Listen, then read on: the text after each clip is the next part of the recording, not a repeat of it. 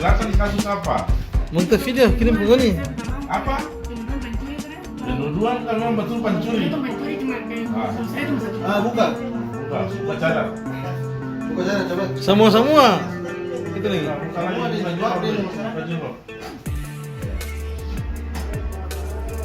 Buka semua. Bisa mana? Kalian tinggal di mana nih?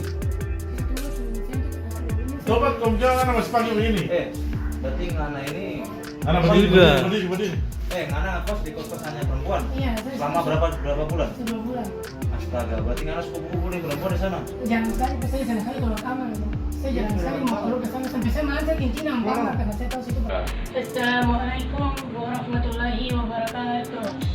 Bahwa saya atas nama Akbar Munin, saya berjanji tidak akan lagi menggunakan saya, dan saya berjanji berubah menjadi laki-laki, dan saya mohon maaf segala kesalahan yang sudah saya berbuat.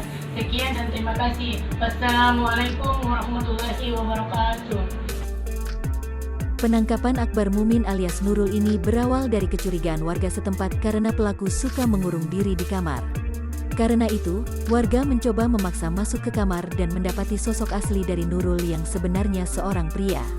Agar tak dikeroyok oleh massa, Akbar pun diamankan TNI dan dibawa ke Polsek Ternate Utara.